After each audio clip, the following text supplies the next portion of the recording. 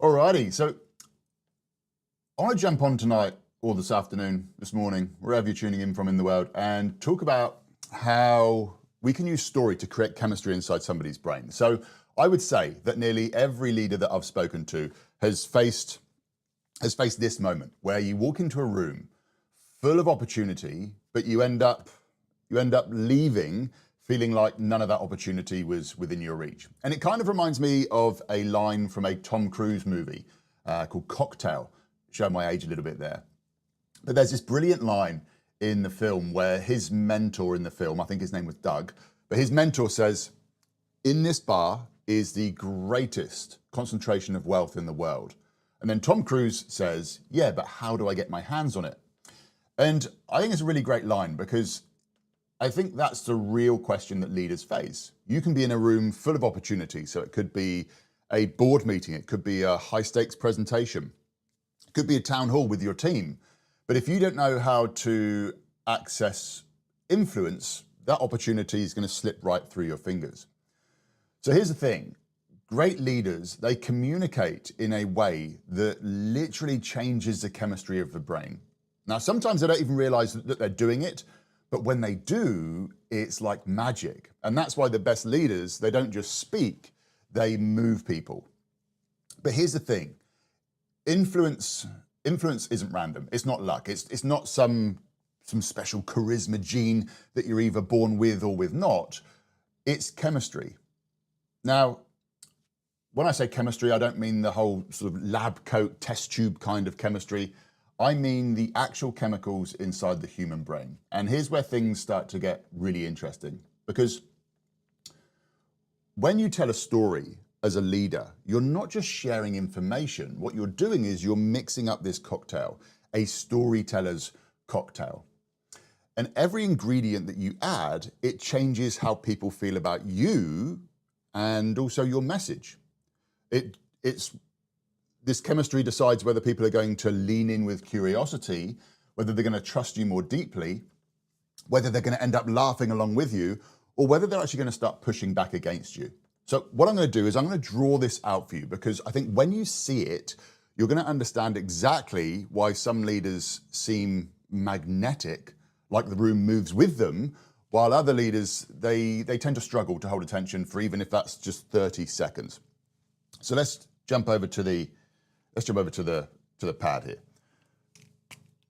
So I'm going to draw my little cocktail glass here, just like this.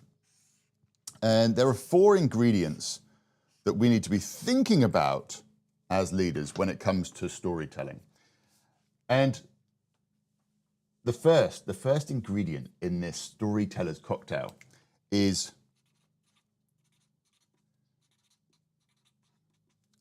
dopamine. So dopamine is a chemical of curiosity. It's what makes people lean in. It's what makes people want to know more. Now, as leaders, a lot of leaders, they will kill curiosity without even realizing it. So this happens when they open up with a wall of numbers. Maybe they open up with a slide deck that's got like 40 slides with lots of information on them. When they start to give out this really long list of bullet points, what ends up happening is the listener's brain, it switches off. But if you can spark dopamine, then you've got their attention. And you can do this, you can create this dopamine when you start off with something unexpected. So let's take the example of a board meeting. You could start by saying something like, "Before I share the numbers, let me tell you about the customer call that changed how I see this quarter." If you're in a town hall, for example, imagine getting up and saying, "Imagine what would happen if tomorrow our biggest competitor disappeared overnight." Or maybe it's the weekly team meeting. Imagine if you opened up with a line that was, say, a surprising statistic, or maybe you started off with a really bold question, or you could even start off with a bit of a story hook. But the thing is this, dopamine makes your audience curious, and curiosity is the fuel for attention. So next up, let's go for a different color. We've got oxytocin. I was worried I spelt it wrong then. We got oxytocin. So see oxytocin as the trust chemical, and it's released when we feel a sense of connection, a sense of belonging, or even empathy. So think about the leaders that you've trusted the most throughout your career. Now, the chances are they didn't just share data, they shared themselves. So when you've got a senior leader who admits, do you know what, I made this mistake when I was in your role, but here's what I learned from making that mistake. Imagine if you've got a manager who tells a story about their first failure when they were leading a project and how the team pulled them through. Maybe you've got a director, and in a stakeholder meeting, they say something like, do you know what, I don't know the answer yet, but I promise that when I do know the answer, you'll be the first to know. It's these moments, they might seem small, but they're really powerful. When people feel that you're human, then they feel that they can trust you. And when they trust you, that's when they then start to follow. So next chemical in our cocktail is, and I'm hoping I've left enough room, is endorphins. Can't be wrong writing, that says endorphins. So endorphins sounded like an old computer game. Endorphins are the feel-good chemicals. They're released through laughter, through lightness, and moments that break tension. And I think that a lot of leaders forget this. They think that authority means being serious all the time. But endorphins, they make people relax, and relaxed people, they listen better. So if you're in a town hall, if you poke fun at yourself a little bit, fumbling with the slide clicker, the room laughs and the tension drops. I actually did this at the start of this. I said the whole endorphins word slightly wrong, and I made a little bit of a joke about myself.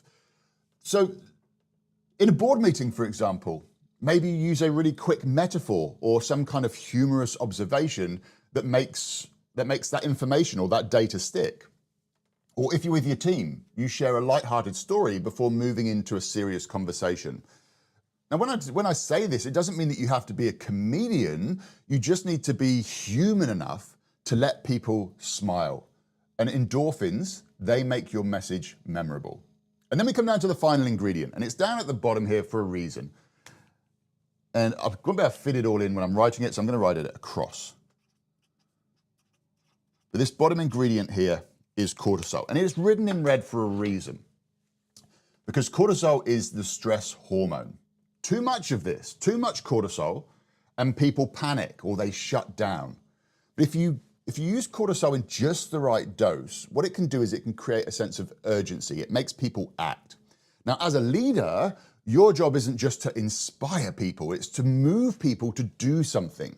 And cortisol is what you trigger when you can trigger cortisol when you frame the cost of inaction. For example, you could say something like, if we don't adapt, our competitor will own this market in the next 18 months. You could say something like, if we don't fix this process now, we risk burning out our best people. Or another example line here could be, if we keep ignoring the customer feedback, we won't have customers to serve. So cortisol, what it does is it makes people sit up and say, we can't wait. The key though with cortisol is balance. So you want to create urgency without fear. You want to create focus without panic.